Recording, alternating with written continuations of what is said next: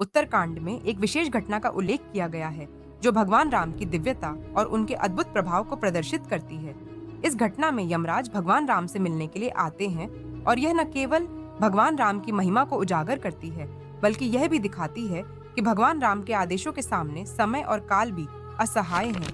इस घटना का विवरण बहुत ही दिलचस्प और गूढ़ है और यह हमें भगवान राम की शक्ति और उनके अद्वितीय कर्तव्यों की गहरी समझ प्रदान करती है। यह घटना उस समय की है जब भगवान राम अपने वनवास के बाद अयोध्या लौट आए थे और वहां उनके परिवार में खुशी का माहौल था। भगवान राम के साथ उनके भाई लक्ष्मण और पत्नी सीता भी थीं।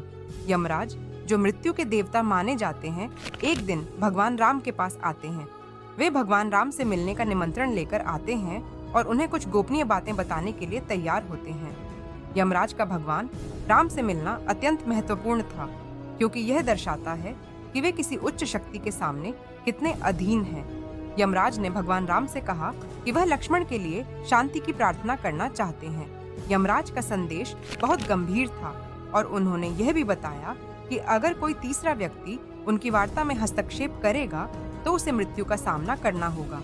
यह चेतावनी बहुत महत्वपूर्ण थी, क्योंकि यह दिखाती है कि यमराज का कार्य केवल भगवान राम के आदेशों के अधीन था और उन्होंने किसी भी अन्य व्यक्ति को इस महत्वपूर्ण संवाद में हस्तक्षेप करने का अधिकार नहीं दिया। लेकिन इस बीच आर्षि दुर्वासा, जो अपनी महान तपस्या और शक्ति के लिए प्रसिद्ध थे, ने भगवान राम से मिलने का निश्चय किया। वे भगवान राम के पास बिना किसी पूर्व सूचना के पहुंचने का प्रयास करते हैं। आर्षि दुर्वासा के आगमन से भगवान राम के आदेश और यमराज की वार्ता में विघ्न पड़ने का खतरा उत्पन्न हो जाता है। लक्ष्मण, जो भगवान राम के भक्त और भाई थे, ने यह महसूस किया कि अगर आर्षि दुर्वासा ने हस्तक्षेप किया तो यमराज द्वारा दी गई चेतावनी के अनुसार किसी की मृत्यु हो सकती थी। इसलिए उन्होंने धर्म की मर्यादा को बनाए रखने के लिए एक कठोर निर्णय लिया। लक्ष्मण ने न केवल अपनी जान की परवाह किए बिना, बल्कि भगवान राम की आज्ञा का पालन करते हुए अपनी बलि देने का निश्चय किया। यह उनका अपूर्व बलिदान था जो धर्म की रक्षा के लिए किया गया था।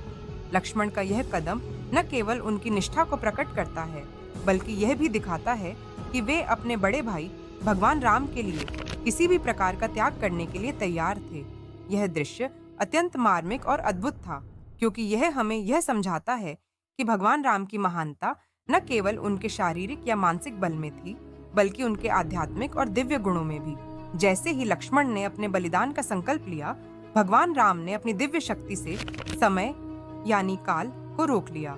उनके आदेश से समय रुक गया और आर्षि दुर्वासा के बीच कोई भी घातक परिस्थितियां नहीं बनी। यह घटना यह प्रमाणित करती है कि भगवान राम के आदेश के आगे समय भी रुक सकता है, क्योंकि उनके पास ब्रह्मांड के हर तत्व पर पूर्ण अधिकार था। यह घटना हमें यह सिखाती है कि भगवान राम के आदेश न केवल इस पृथ्वी पर, बल्कि संपूर्ण ब्रह्मांड में प्रभावी थे। उनका आदेश समय, स्थान और काल से परे था। भगवान राम ने अपनी शक्ति से यह सिद्ध कर दिया कि वे केवल एक साधारण देवता नहीं थे, बल्कि वे समय और काल के नियंत्रण करता थे। उनके आदेश से ही समय रुक सकता था और वह हर परिस्थिति में धर्म की रक्षा करने के लिए तैयार थे। उनकी यह घटना दर्शाती है कि भगवान राम का उद्देश्य केवल सत्य, न्याय और धर्म की रक्षा करना था।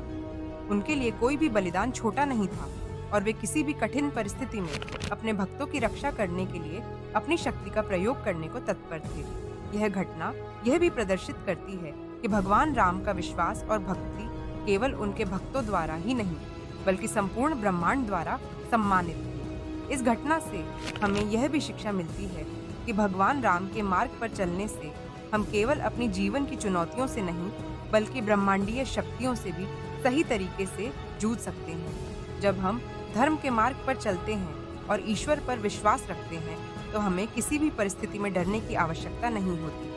भगवान राम ने यह सिद्ध कर दिया कि उनका हर आदेश सर्वोपरि था और उनके आदेश के साथ कोई भी चीज नहीं टिक सकती थी। इस प्रकार यह घटना भगवान राम की दिव्यता और उनकी अद्भुत शक्ति को दर्शाती है। यह हमें यह समझाने का एक अवसर है कि उनके आदेशों का पालन करना न केवल हमारे जीवन के लिए, बल्कि संपूर्ण ब्रह्मांड के लिए आवश्यक है। उनके आदर्शों और शिक्षाओं को अपनाकर हम अपने जीवन को धर्म, सत्य और न्याय के मार्ग पर चलने के योग्य बना सकते हैं।